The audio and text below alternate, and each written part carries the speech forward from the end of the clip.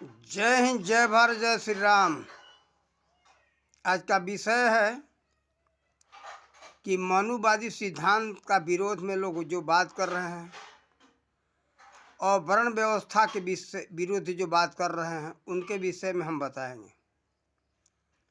देखिए, जो मनुवादी सिद्धांत था वो बहुत अच्छा था, गलत नहीं था। मनुवादी मनु जी महाराज के सिद्धांत को तो समझो। देखो, आज हमारा समाज मनुवादी विरोध में क्यों है कि इसके अंदर लोभ समाया हुआ है। लोभ में पड़ कर के अपनी लोग बर्बादी करते हैं। एक छोटा सा उदाहरण आप लोगों को दे। देखो, एक छोटे छोटे वाहन, ऑटो रिक्शा हो या बोलेरो हो या मार्शल हो, ये लोग खरीदते हैं। किस लिए भाई? हम सवारी ढोएंगे, हमको सवारी से बहुत अच्छा लाभ मिलेगा। तो देखो, किसी ने एक गाड़ी पहले खरीदा, उसको बहुत अच्छा खासा लाभ दिखाई दिया। अब वो लाभ देख कर के सबको ये समझ में आता है कि इससे भाई तो बहुत कमाई है, इसमें बहुत लाभ है, और सब लोग वही गाड़ी खरीदना शुरू कर दिए। खरीद लेते हैं।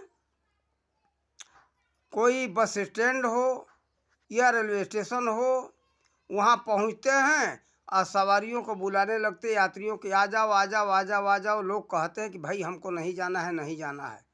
बताओ क्या स्थिति गुजर रहा होगा इन लोगों को। लाख नहीं, 5 लाख, 4 लाख, 10 लाख की गाड़ी लेकर के और बुलाना पड़ता है, आ जाओ आ जाओ आ जाओ। भिखारी की तरह भीख मांगते हैं लोग यात्रियों से कि आ जाओ, हमारे गाड़ी में बैठ जाओ, हमारे गाड़ी में बैठ जाओ। अभी अभी हम 2 दिन पहले की बात बताते। बिछिया रेलवे स्टेशन, थाना सुजौली, जिला बहराइच, उत्तर प्रदेश का बात है। हम रेलवे से उतरे। रेलवे से उतरने के बाद देखे कि करीब करीब 50 गाड़ियाँ खड़ी थी। ये जो ऑटो है, ऑटो रिक्शा 50 थी, उसमें कुछ बोलेरो भी थे। लेकिन लोग यात्रियों को बुलाने लगे। इतने यात्री नहीं थे, कम थे, और आधा से कम ही ये ऑटो वालों को, बोलेरो वालों को सवारियाँ मिली। और सब खड़े बेचारे हम मुँह देख रहे हैं कि पिछली गाड़ी आएगी, उसको ले, उसमें से सवारी आएगी, लेके जाएगी। फिर क्या होता है, उस दूसरी गाड़ी से सवारी बहुत कम आई और सबको खाली अपना वाहन लेकर के वहाँ से जाना पड़ा। बताओ, इतना खर्चा, 10 लाख रुपया, 8 लाख रुपया, 2 लाख, 3 लाख खर्चा करके फिर क्या मिला? दौड़ते हो अपना डीजल, पेट्रोल या बैटरी से चलने वाली भी उसमें कुछ ऑटो रिक्शे थे। तो बताओ क्या है? अपना मजदूरी तक भी नहीं आता है। देखो, फायदे के पीछे नहीं पड़ना चाहिए। फायदे में ये सोचना चाहिए कि हमारे इस चीज़ का मांग है या नहीं। देखो, एक पुरानी कहानी सुनाते। ये बिहार का एक राजानंद सिंह नाम के व्यक्ति थे। वो बहुत गरीब व्यक्ति थे। एक वीडियो में उनकी बात बताया हूँ। बहुत गरीब व्यक्ति थे। वो भैंस दूसरे का लेकर के चराया करते थे और एक छोटा सा साइकिल का दुकान खोला। सोचे कि भाई हमारे पास ऐसा कुछ पूंजी नहीं है, मैं क्या करूं, और हम ऐसे भैंस चरा करके मजदूरी पर कितना दिन हम अपने जीवन व्यतीत करेंगे। उनकी ये स्थिति थी कि दूसरे का 5 रुपया महीने के हिसाब से भैंस लेकर के चराते थे। तो सोचा कि ऐसे हमारा जीवन कैसे व्यतीत होगा। अभी तो हमारा जीवन बहुत लंबा है। और करीब उनका 18-19 वर्ष की उम्र में, बचपन में ही ऐसा सोचा उन्होंने, और छोटा सा एक साइकिल का दुकान किया। तो ये सोच कर के दुकान किया। उस गांव में ये जो है कि स्टेट हाईवे रोड है, ये राजकीय हाईवे रोड, राजकीय उसको हम रोड कहेंगे। तो राजकीय रोड है, माने बिहार राज्य का स्टेट हाईवे रोड है। तो कहने का मतलब कि उसको दूसरे हिंदी में कहें कि राजकीय राजपथ, राजकीय पथ था, उस पर वो दुकान किए छोटा सा। तो उस समय उन्होंने सोचा कि इस गांव में साइकिल का दुकान नहीं है, भाई साइकिल का दुकान चलेगा। उस समय साइकिलें बहुत चलती थी। आज तो मोटरसाइकिल हो गया, कारें हो गई। उस समय कार नहीं था, मोटरसाइकिल नहीं था। आज के 60 वर्ष पहले की बात है, आज की बात नहीं हो। तो वो जो है 60 लगभग 50 वर्ष का होगा, 60 बहुत ज़्यादा हो रहा। तो उन्होंने साइकिल का दुकान इसलिए किया, कारण कि वहाँ कोई दुकान नहीं था। तो उन्होंने देखा कि क्या ज़रूरत है और यहाँ क्या नहीं है, और उसका ज़रूरत है या नहीं, उसको देख कर के उन्होंने खोला। भगवान की इच्छा से उनकी अच्छी दुकानदारी हुई, और दुकानदारी हुई तो देखा लोगों ने लाभ, तो दुकानदारी भी, साइकिल की दुकानें कई दुकानें हो गई। अब देखा कि भाई ये तो बहुत दुकानें हो गई, चलो हमको इसमें कम फायदा मिल रहा है, अब क्या ज़रूरत है। वहाँ जो पत्थर कोयला होता है ना, झरिया धनबाद से निकलता है खदान से, उस कोयले का दुकान किया उन्होंने। उसमें उनको भगवान ने बहुत अच्छा फायदा दिया। तो लोगों को देखा देखी कोयले का दुकान करने लगे, तो बहुत ज़्यादा मात्रा में कोयला लाने लगे वो। भगवान के दया से उनका बिक्री होने लगा। और जब देखा कि लोग दुकानदारी कोयले का दुकान कर लिया, अब देखा क्या ज़रूरत है भाई, तो उनको समझ में आया कि अब यहाँ ईंट भट्ठे की ज़रूरत है। उस क्षेत्र में कोई ईंट भट्ठे का कोई योजना नहीं था, कोई ईंट भट्ठा वाला नहीं था। ईंट भट्ठा खोले, ईंट भट्ठा चलने लगा। अब तब तक भगवान के दया हुआ कि बिहार सरकार ऐलान कर दिया कि भाई हम यहाँ NPK खाद फैक्ट्री का पैसा देंगे, जिसको जरूरत हो लेकर के लगाए, हम पैसा देने को राजी हैं। सरकार का ऐसा ऐलान सुन करके वो NPK खाद फैक्ट्री का वो स्थापना की, और फैक्ट्री चल रहा है। आज वो NPK खाद फैक्ट्री का मालिक बने बैठे हैं। तो देखो, देखना चाहिए कि क्या चीज़ की आवश्यकता है, क्या चल सकता है, क्या मांग है। ये नहीं कि देख लिया लाभ है तो उसके पीछे पड़ जाओ, सब लोग वही करने लगो। तो वही वो लिहाल कि जितना भेड़ नहीं उतना गणेर हो गए। तो भाई भेड़ इतना होना चाहिए कि सबके हिस्से में आ जाए चराने के लिए, जिससे कि सबका जीवन यापन चल सके। ये नहीं कि देखा देखी में पड़ जाए। कहावत हमने कहा, लेकिन कहने का मतलब उसका मांग देखो, उसका कितना आवश्यकता है, कितना मांग है, हमारा चलेगा या नहीं चलेगा। केवल लाभ के पीछे लोग पड़ जाते हैं। अब यही हाल बस वालों को देखते, बहुत जगह हमने देखा है। बस खरीद लिए लोग, देखे कि लाभ है और सब लोग बस के पीछे पड़ गए। अब यहाँ तक ये होता है कि जो प्रतिदिन जिस वाहन का आना जाना होता है, इतना बस बढ़ गया कि प्रतिदिन न चल कर के मात्र महीने में 10 दिन चलता है और 10-20 दिन खड़ा रहता है। भाई बस यूनियन ये हिसाब लगाता है, सभी का नंबर हमें देना है। यूनियन होता है उसका, यानी उसका एक कमेटी होती है, समिति होता है, और समिति के अंतर्गत वो बस दिया जाता है। समिति के हिसाब से सबको नंबर देना होता है कि भाई तुम्हारा नंबर आएगा तो तुम अपना बस ले जाना। तो देखो, महीने में 10 दिन या 5 दिन आपको अगर नंबर मिले सवारी ढोने का, तो आपको देखो वो जो बस लिए हो, जो पैसा लगा कर के किस्त पर लिए हो, तो किस्त तो भरना ही है, और पैसे का ब्याज भी होता है आपका। उस पैसे को दूसरे काम में लगाओ, उसका फायदा तो होना चाहिए।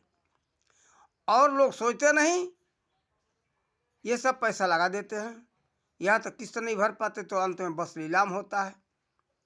ये भी होता है कि देखो, आप जो रखे कंडक्टर को, ड्राइवर को, क्लीनर को, उसको तनख्वाह पर रखे तो तनख्वाह तो देना ही पड़ेगा। तो घर से दो, कितना लाभ हुआ। तो वो कार्य करना चाहिए जो कि बराबर चले और लाभ सबको बराबर हो। अब ये नहीं कि देखा देखी में वही काम कर लिए। तो देखो, एक उदाहरण दिया, इसी तरह से मनु जी महाराज ने ये व्यवस्था बनाया था कि सबको बराबरी कार्य मिले और सब लोग बराबर कार्य करो, इल्हान लाभ के पीछे मत पड़ो। अब एक उदाहरण दे, घर का एक मालिक होता है ना, इसी तरह से वो मनु जी महाराज ये हम सबके पूर्वज हैं, और सबको संतुलित मात्रा में बनाए रखने के लिए, सबको जीविका देने के लिए उन्होंने एक व्यवस्था बनाया था। वर्ण व्यवस्था जो है, वर्ण कोई जाति नहीं है। जाति लोग समझ लिए आजकल, ये जन्म जाति नहीं होता है। मनुस्मृति उठा करके देखो, मनुस्मृति का नाम लोग बहुत सुनते हैं, मनुस्मृति देखा भी नहीं। मनुस्मृति उठा करके देखो, मनुस्मृति को हमने थोड़ा पढ़ा है, इसलिए हमें उसके बारे में थोड़ी सी जानकारी है। देखो, मनु जी महाराज ने वर्ण व्यवस्था जो बनाया, कर्मों के आधार पर बनाया था। ब्राह्मण किसका नाम, ब्राह्मण रखा नाम उसका, जो विद्या पढ़े पढ़ावे, यज्ञ करे करावे, दान दे और ले। ये नहीं केवल दान देना ही, दान लेना नहीं, यज्ञ कराना नहीं, विद्या पढ़ना नहीं, विद्या पढ़ना और पढ़ाना, यज्ञ करना और कराना, दान देना और लेना, ये 6 कार्य है ब्राह्मण का। ये 6 कार्य जो करे उसका नाम है ब्राह्मण। क्षत्रिय उसका नाम है, क्षत्रिय कोई जन्म से नहीं होता, क्षत्रिय कर्म है। ये समाज का रक्षण करे, समाज का छत्र छाया करे, वो है क्षत्रिय। वैश्य उसका नाम रखा जो व्यवसाय करे, खेती से कमाए या दुकानदारी से कमाए, उसका नाम है वैश्य। ये व्यवसाय, किसी तरह का उद्योग धंधा करते हो ना, खेती से कमाओ, नौकरी से कमाओ या कोई दुकानदारी करो, उसका नाम है वैश्य। शूद्र जो सेवा करे, सेवा शब्द, सेवादार शब्द से शूद्र शब्द बना है, जो समाज का। भाई देखो, सब लोग ये करने लगोगे तो नाली का सफाई है, मकान का कार्य रह गया, ये मटका हो, जूता हो, ये कपड़े का कार्य करना हो, कपड़ा बना करके कौन देगा उसको, जो लोहा लोगों ने कहा। और कुंभ बनाने वाले को कुम्हार, और समाज में और कार्य करने वाले के चमड़े कर रहे चर्मकार, सोनार, ये सब सेवादार है, इसका नाम है शूद्र। तो देखो, ये कर्म का नाम है, जन्म जाति नहीं होता है। उठा करके मनुस्मृति को देखो तो उन्होंने कार्य बांटा कि सबके संतुलित रहने के लिए जो जो कार्य करना जानता है वो अपना कार्य करे। तो वर्ण व्यवस्था प्राचीन काल में राजाओं का जिम्मेदारी थी कि जिस वर्ण का जो कार्य है वो कार्य करे। आपके घर का उदाहरण दे दो, आपके मात्र 4 बच्चे हों और सब लोग कहें कि आज हम तो सब बाजार करने जाएंगे, तो भाई भैंस कौन चराएगा, खेती का कार्य कौन करेगा, सौदा खरीद के लाना हो बाजार से तो कहे कि हम जाएंगे, तो सब लोग कहेंगे, हम 4 लड़के कहे कि चारों जाएंगे बाजार करने, तो भैंस कौन खिलाएगा, भैंस को चराएगा कौन, खेती करेगा कौन। तो इसीलिए पिता क्या करते, दादा क्या करते, कि चारों को 4 कार्य बांट दिए कि भाई खेती करने वाला खेती करो, और जिसको जो कोर्ट कचहरी जा करके कोर्ट कचहरी का कार्य करना है वो कर ले, और भैंस चराने वाला भैंस चराए।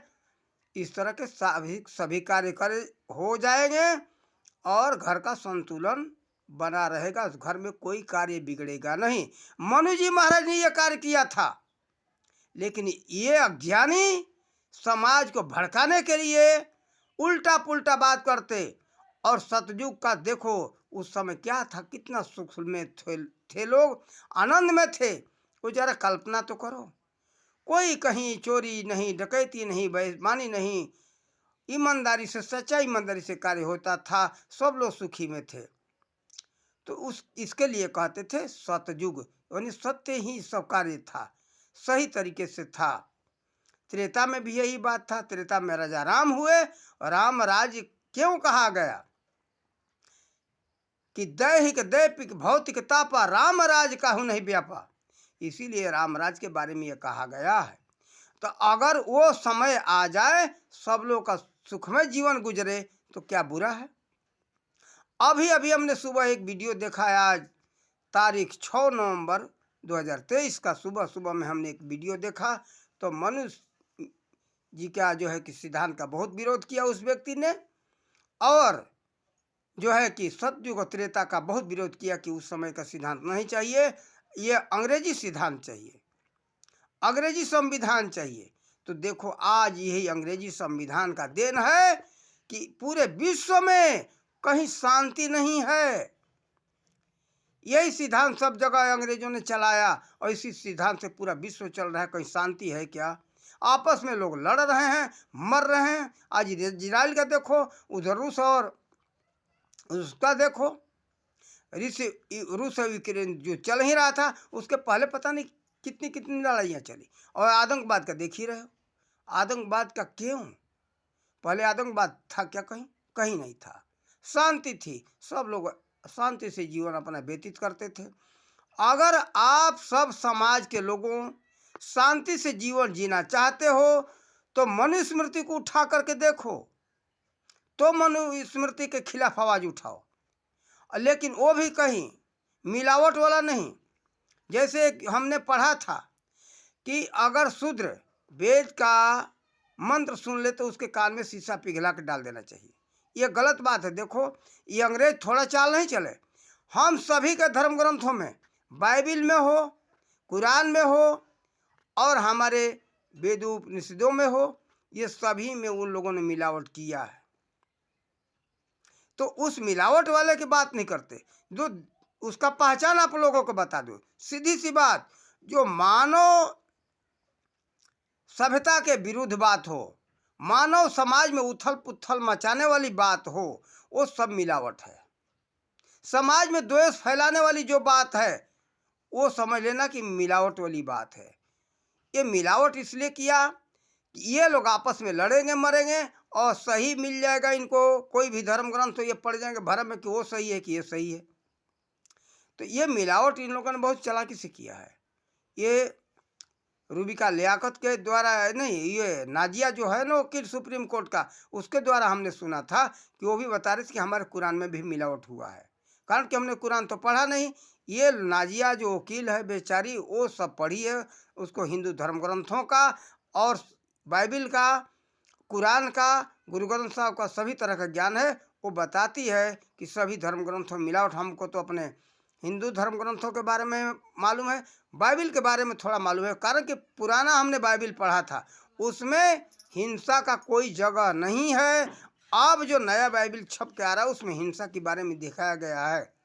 हिंसा लोग किए, वहाँ बछड़ा का मांस या रखा हुआ था, लोग जा रहे थे खाने के लिए, रखा हुआ था, खाते थे, रास्ते में सारी व्यवस्था ऐसी थी। लेकिन बाइबिल में यीशु मसीह ने ये नहीं कहा है। एक जगह उन्होंने कहा है, मैं स्वयं पढ़ा हूँ, कि कहते कि हम सब परमपिता परमात्मा के संतान हैं, सत्य अहिंसा के मार्ग पर चले और आपस में प्रेम के साथ जिए। तो हमारे श्री राम हो, कृष्ण हो, या गुरु ग्रंथ साहिब के गुरु नानक देव जी हो, तो इस बुद्धदेव जी हो, सभी का सिद्धांत एक ही तो है। किसी ने हिंसा के लिए छूट नहीं दिया कि जीव हिंसा करो। तो देखो, जो समाज मानवता के विरुद्ध बात हो, समाज में उथल पुथल मचाने वाली बात हो, वो समझ लेना कि ये मिलावट बात है। जो समाज में शांति बनाए रखने की बात हो, समाज के हित में बात हो, वो सब महापुरुषों की लिखी हुई बात है। महापुरुषों ने कोई गलत नहीं लिखा है। हम पूरे दावे के साथ ये बात कहते, आप लोग इसको तौलो, समझो और देखो। ये मिलावट करके आज जैसे समय समय से इतिहास मनगढ़ंत लिखा जा रहा है, कहानियां बनाई जा रही है, इसी तरह से पहले भी हुआ है। लेकिन सतयुग में नहीं हुआ, त्रेता में नहीं हुआ, द्वापर में भी नहीं हुआ, कलयुग में भी नहीं हुआ। जो समाजवादी नेता थे, समाज को संतुलित, जैसे तुलसीदास जी को लोग बहुत कहते हैं, तुलसीदास जी ने जो लिखा सत्य लिखा। और ही एक बात बताऊं, कुछ बातों उन्होंने लिखा है जो हमारे समाज को बहुत मिर्ची लगती है, लेकिन क्यों लिखा, वो सही लिखा है। हमारी सोच नहीं है, हमारी समझ नहीं है, उसका अर्थ का अनर्थ लगा करके चौपाइयों को हम समाज में लाना चाहते, पेश करते हैं कि ये लो देखो। जैसे तुलसीदास जी लिखा, ढोल गांवार शूद्र पशु नारी, ये सब ताड़ना के अधिकारी। तो गंवार के विषय में और वीडियो में बताया, उसको सुन लेना। गंवार जो होता है ना, बात समझता नहीं, उसकी भाषा में समझाना पड़ता है। अरे तरह के भाषा में बोलते, लंट भाषा में बोलते, नहीं बोलोगे तो समझेगा नहीं। वो जो है ऐसे होते हैं, कुछ हम समाज में देखते, छोटे बच्चे हो चाहे सियाने हो, उसको लात जूते की बात नहीं करोगे तो सीधे से बात ही नहीं सुनेगा। उसी को कहते गंवार। और गंवार शूद्र सेवादार शब्द से। कुछ ऐसे हैं कि हमने देखा है, कुछ उसी में से शूद्र में से जो गंवार है ना, देखो माता सेवरी भी तो शूद्र थी। अरे भगवान श्री राम ने माता सेवरी का जूठा बैर खाया है। जरा सोचो तो, दिमाग से सोचो तो, जरा विचार तो करो। कहाँ ये क्षत्रिय ब्राह्मणों ने शूद्रों का अपमान किया है, जूठा बैर खाया। हाथ के छुए हो कि तो बात दूर को रखो, जूठा बैर खाया, शर्म तो करो। कहने वालों, ये क्षत्रिय ब्राह्मण तो शूद्रों का अपमान किया। अरे हमारे पूज्य आराध्य देव श्री राम ने माता सेवरी के हाथ का ही नहीं, उसके मुंह का काटा हुआ, दांत से काटा हुआ जूठा बैर खाया था। क्यों कहते हो कि क्षत्रिय ब्राह्मण जो है श्री राम भी तो क्षत्रिय थे, तो क्षत्रिय कर्म से थे, जन्म से नहीं। वो समाज का सदा रक्षण किए और रक्षण के लिए माता सीता को भी त्यागा था। उन्होंने सोचा था कि राज धर्म, उन्होंने कहा है कि राज धर्म सर्वश्रेष्ठ है, हमारा भले हानि हो जाए लेकिन हमारे प्रजा का सेवा होना चाहिए, प्रजा का हमें शांति सुख मिलना चाहिए। राज धर्म सर्वसे श्रेष्ठ है, अपना धर्म कुछ नहीं, हमारा सब बर्बाद हो जाए। भगवान श्री कृष्ण ने इसीलिए चक्र सुदर्शन उठाया था। कसम खा गए थे कि कोई शस्त्र नहीं उठाएंगे, लेकिन आ गया ऐसा आवश्यकता तो चक्र सुदर्शन उठा लिए। तो अर्जुन मना करते हैं तो कहते कि नहीं नहीं, भगवान श्री कृष्ण तो कहते कोई बात नहीं, हमारा मर्यादा नष्ट हो जाए लेकिन देश का रक्षा होना चाहिए, राज्य का रक्षा होना चाहिए, समाज का रक्षा होना चाहिए। तो देखो ये महापुरुष जन कल्याण की बातें सोचते थे और करते थे, वैसा सोचते ही नहीं थे, करते भी थे। तो देखो प्राचीन काल के धर्म ग्रंथों का अपमान मत करो, और ये अपमान करने वाले हैं सब, ये जो है समाज में बर्बादी फैलाने वाले हैं, समाज को गड्ढे में ले जाने वाले हैं। इनके बातों को बड़ा सोच समझ के सुनना, तो आप लोग बचोगे, नहीं तो ये सामाजिक भ्रष्टाचार से बचोगे नहीं। तो देखो पहले ऐसा कुछ नहीं था, आतंकवाद भ्रष्टाचार ये अंग्रेजी कानून, अंग्रेजी नियम का, अंग्रेजी सभ्यता संस्कृति का, शिक्षा नीति का देन है।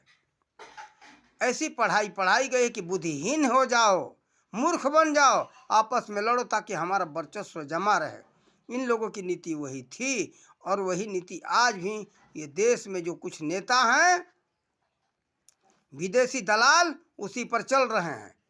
इनके बातों में मत आओ और धर्म ग्रंथों को ध्यान दे करके पढ़ो। उसमें ये बात आप लोगों को बता दिया कि उसमें जो मानवता के विरुद्ध बात हो वो सब समझ लेना कि मिलावट है, और कुछ बातें जो सब लगे तो थोड़ा विवेक से सोचना।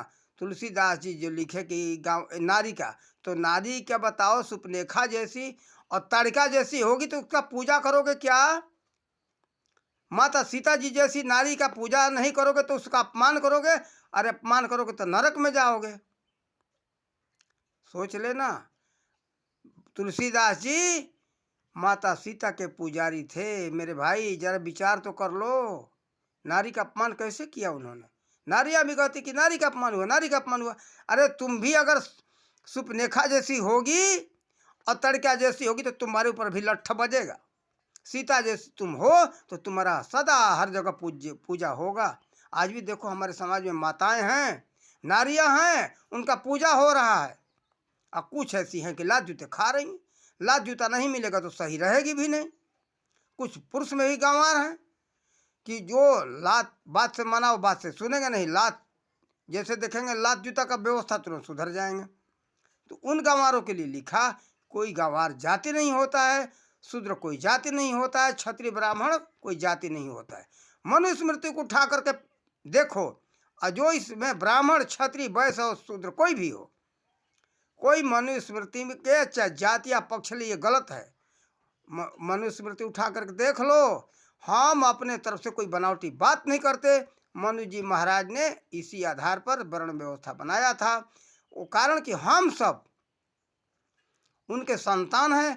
कोई माता पिता अपना पूर्वज, कोई अपने आने वाले पीढ़ी को, संतान को दुखी देखना नहीं चाहता। जैसे आज भी आपके पिता, आपके दादा आपको दुखी नहीं देखना चाहते, ठीक इसी तरह से हम सब पूर्वजों के दादा थे, बाप थे, तो कोई बाप दादा दुखी नहीं देखना चाहता। ब्रह्मा जी ने यही बात बताया था। एक बात गीता का याद आई, कहा था कि तुम ये जो देवताएं हैं, इन देवताओं का पूजन करो, तुम्हारा संतुलन ये बनाए रखेंगे, तुम्हारा ये पूर्ति करते हैं, तुम इनका पूर्ति करो। कहने का मतलब ये है कि देवता का क्या, ये वायुमंडल का जो पवन देव कहे जाते, ये अगरबत्ती जला देना, हवन कर देना ही पूजन नहीं है। केवल प्रदूषण मत फैलाओ और हवन करो, दिखावटी नहीं। हवन करो तो जो वेदों में ऋग्वेद के अनुसार जो शुद्ध हवन सामग्रियाँ, उससे हवन करो तो वायुमंडल शुद्ध होगा। ये है पवन देव का पूजा। किसी देवता देवी के सामने करते हवन, उनका पूजा नहीं, ये पवन देव को मिलता है। और वायुमंडल शुद्ध होता है, इसलिए संतुलन बना रहता है। तो समय से वर्षा होता है और समय से वर्षा होगा तो अन्न उपजेगा। ऋग्वेद में बात लिखा है। धरती का पूजन नहीं करोगे, खाद पानी नहीं दोगे, क्या धरती अन्न देगी? और यह खाद पानी नहीं, जो हमारा जो गाय के गोबर से खाद था, अब इस छोटे से वीडियो में मैं कितना बताऊं, ये अंग्रेजी खाद, रासायनिक खाद तो दवाइयाँ समय जमीन को नाश करके रख दिया। क्यों नहीं विचार करते हो? अंग्रेज ऐसे चाल नहीं चले। अंग्रेज हम सबको हर तरह से बर्बाद करने वाले उपाय बताए। और इसके बारे में जानना हो रासायनिक खाद का, तो राजीव दीक्षित का विचार सुन लो कि राजीव दीक्षित का विचार रासायनिक खाद के बारे में बताएंगे वो, कि कैसे इसकी उत्पत्ति हुई। छोटे से वीडियो में हम कितना बताएं। फिर देखो, अंग्रेजी कानून भी वही है और भारत में ये पूरे विश्व में चल रहा है, जो कि सब लोग परेशानी में फंसे हुए हो। आपस में लड़ने मरने का कानून है, इसको मिटाओ। और मनु जी महाराज का सिद्धांत वास्तव में सत्य है, उसका कोई विरोध न करे। हम और भी दूसरा वीडियो में आप लोग को इसके बारे में बताएंगे अच्छे ढंग से, जहाँ तक हमको समझ में आया आप लोग बताया। और हम यही निवेदन करेंगे, जो प्राचीन काल में हमारे महापुरुषों ने जो लिखा है, सत्य लिखा है, हम सबके कल्याण के लिए लिखा है। जो कुछ समझ में आ रहा है गलत, उसको थोड़ा विवेक से सोचो। शूद्रों का अपमान क्षत्रिय ब्राह्मणों ने नहीं किया है। अरे माता सेवरी का हाथ जूठा बैर खाया, तो देखो कैसे अपमान हुआ। कोई अपमान नहीं हुआ है। क्षत्रिय ब्राह्मण शूद्र वैश्य सब कर्म होता है, इसमें लड़ो मरो मत, इसमें नफरत मत करो, आपस में प्रेम के साथ जियो। हाथ जोड़ कर सबसे हम निवेदन यही करते, नफरत मत फैलाओ, सुख शांति से सबको जीने दो और आप भी जियो। अगर उथल पुथल मचाओगे तो आपके आने वाली पीढ़ी भी सुख शांति से नहीं जी सकते, आप लोग को भी परेशानी आएगी। थोड़े थोड़े लालच में मत पड़ो। अगर अपने आने वाली पीढ़ी को सुख शांति से देखना चाहते हो, तो अपने बच्चों को, अपने नाती पोतों को सुख से जीना देना चाहते हो, तो समाज में नफरत मत फैलाओ, विरोध मत करो। जो तो नरेंद्र मोदी जी कर रहे हैं सही कर रहे हैं, राष्ट्रवादी हैं, ये समाजवादी हैं। अरे ये सब जो है, पहले जो सरकारें थी राष्ट्रवादी नहीं थी, विदेशी सारा नियम चलाए और बर्बाद किया। विदेशी इतिहास पढ़ाए, भारत का कुछ इतिहास नहीं, भारत के इतिहासों को बिल्कुल नाम मात्र का दिखाया गया। देखो, शिक्षा होता है 3 प्रकार का, भौतिक, अधिभौतिक और आध्यात्मिक। तो केवल भौतिक शिक्षा को रखा था लॉर्ड मैकाले। आध्यात्मिक शिक्षा बिना नैतिकता नहीं रह सकता। अधिभौतिक और आध्यात्मिक को हटा दिया ताकि ये लोग नैतिकहीन हो जाए। आज बताओ, नैतिकता न होने के कारण समाज में उथल पुथल मचा हुआ है। वीडियो तो लंबा हो रहा है, थोड़ा समझाना पड़ेगा। नैतिकता नहीं रहेगा तो अत्याचार बढ़ने से कौन रोक सकता है? समाज में तो अत्याचार बढ़ेगा ही, भ्रष्टाचार तो बढ़ेगा ही, आतंकवाद तो बढ़ेगा ही, चोरी बेईमानी शैतानी तो होना ही है। तो इसीलिए भौतिक शिक्षा को रखा था कि भौतिकता ये कहता कि हमारे सब शरीर को सुख चाहिए, हमारी इंद्रियों को सुख चाहिए, चाहे नीति से मिले या अनीति से मिले। देख लो, सारे समाज में यही बात फैला हुआ है। कोई भी हो, सब लोग चाहते कि हम सुख चाहिए। चोरी डकैती घटियाई छिनरी जो कुछ करके मिल जाए। यहाँ तक अपनी इज्जत को बेचने के पीछे लोग पड़ गए। इज्जत बेच करके जा करके बड़े बड़े शहरों में देखो, यहाँ गाँव में फैल गई बीमारी। इज्जत भी नहीं समझते, हमारी इज्जत मर्यादा रह जाए, बस पैसा चाहिए। उनको ये है कि हमारे सभी इंद्रियों को, हमारे शरीर को सुख चाहिए, नीति से मिले अनीति से मिले। नीति अनीति माने कुछ भी नहीं। इसीलिए लॉर्ड मैकाले ने बहुत सोच समझ करके ये नीति फैलाया था। उठा करके वैदिक शिक्षा नीति में मिलेगा आप लोगों को। बीएड के पुस्तक में शिक्षा होता है 3 प्रकार का, भौतिक, अधिभौतिक और आध्यात्मिक। ये चीज़ हमने बहुत पहले भी पढ़ा था और इससे मिल जाए आप लोगों को। ये गीता प्रेस गोरखपुर से शिक्षांक 1988 में छापा था, उसको उठा करके पढ़ो तो पूरी जानकारी मिलेगी। 3 प्रकार का शिक्षा होता है, तब जाकर के मानव समाज का जीवन सही ढंग से जीवन व्यतीत होता है, संतुलित जीवन अच्छा ढंग से व्यतीत होता है। अध्यात्म बिना नैतिकता देगा कौन? केवल अक्षरीय ज्ञान कर लेना ये शिक्षा नहीं है। अक्षरीय को ले लो, ये जो है ज्योतिष शास्त्र में जाओगे तो ये पता चलेगा। आजकल के तो ये शिक्षा ज्योतिष को मानता ही नहीं। ज्योतिष है क्या चीज़? कहते ज्योतिष तो गलत है। लेकिन बताओ, ज्योतिष गलत है तो अभी अभी ग्रहण हुआ था, ग्रहण को कह दो ना कि ग्रहण गलत है, ज्योतिष गलत है, उस दिन नहीं समय की जीवा बंद हो जाती, मुंह में ताला लग जाता है। जितने समय में लिखे रहते कि आज ग्रहण होगा, इतने समय में ग्रहण समाप्त हो जाएगा, वो सब उतना ही घटता है। उस दिन कोई नहीं कहा था कि ज्योतिष गलत है, मुंह में ताला लग जाता सबके, कोई ज्योतिष के ऊपर उंगली नहीं उठाता। और कोई बात हो, त्योहार और पर्व, ज्योतिष गलत है हम नहीं मानते, तो माई का दूध पिया हो तो ग्रहण जिस दिन लिखा है उस दिन आवाज़ उठाओ ना कोई ज्योतिष के खिलाफ। तेरा देखता हूँ ताकत तेरी माँ के दूध कितना पिलाई है। उस दिन सबके मुंह में ताला लग जाता, कोई नहीं गलत उठाता आवाज़ कि हम नहीं मानेंगे, आज ग्रहण नहीं है, कल हम मानेंगे। मानना, तेरी माँ के दूध पिलाई है, तेरे बाप का, अपने बाप का औलाद है तो। मैं ललकार के कहता हूँ, बहुत सब धर्म ग्रंथों के ऊपर ज्योतिष के ऊपर आवाज़ उठाते कि ज्योतिष गलत है। ये सब ज्योतिषियों ने बिगाड़ दिया। तो अपने माँ बाप का अगर संतान है सही, सुरत वाला नहीं है, तो जिस दिन ग्रहण हो उस दिन बोल कि आज ग्रहण हम नहीं मानेंगे, कल लगेगा ग्रहण। तेरी माँ दूध पिलाई है, तेरे बाप सही औलाद है, सुरत वाला नहीं है तो। ऐसे ऐसे हमारे धर्म ग्रंथों के ऊपर खिलाफ आवाज उठाते, ये दोगले सुरत वाले मुँह से गाली आ रहा है हमारे, क्योंकि हमारे धर्म ग्रंथों का ये लोग अपमान करते चले आ रहे हैं। इनके जीवा काट लेने वाला है, ज्योतिष के ऊपर आवाज़ उठाते। लेकिन जिस दिन ग्रहण होता है उस दिन कोई नहीं कहता कि हम नहीं मानेंगे, सब चुपचाप शांत पड़ जाते। पता नहीं किस चूहे के बिल में घुस जाती है शैतान। तो देखो, हम सनातनियों के विषय में वीडियो बनाए, सनातनियों कब तक अपमान सहोगे? इनकी जिहवा काटो, दौड़ा के पीटो इनको, तभी धर्म ग्रंथों के ऊपर आवाज़ उठाना ये सब बंद करेंगे, नहीं तो ऐसे बंद नहीं कर सकते। इनको पीटने वाला जहां मिल जाए, अपमान करते मारो इनको दौड़ा करके। ये संविधान नहीं कहता कि किसी के आस्था का अपमान करो, किसी के धर्म ग्रंथ का अपमान करो। कि माई का दूध पिलाई है तो कुरान के ऊपर एक भी शब्द बोल करके जरा देख ले उल्टा, उसी दिन जो मुसलमान गला काट देंगे इनका। और आप लोग से कहेंगे कि अपने मान मर्यादा को समझो, और सनातनियों अब जागो, नहीं तो ये सब बर्बाद हो जाएगा।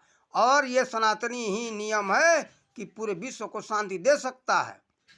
विश्व बंधुताओं का यही जो है एक समाज है कि विश्व बंधुताओं का भाव रखता है और कोई नहीं। विश्व बंधुताओं का जब तक भाव नहीं आएगा तब तक हम पूरे विश्ववासी सुख शांति से नहीं जी सकते। एक सनातन में ही दम है कि पूरे विश्व को एक धागा में, एक सूत्र में पिरो सकता है, नहीं तो कुछ नहीं। कोई वैसा संप्रदाय नहीं है।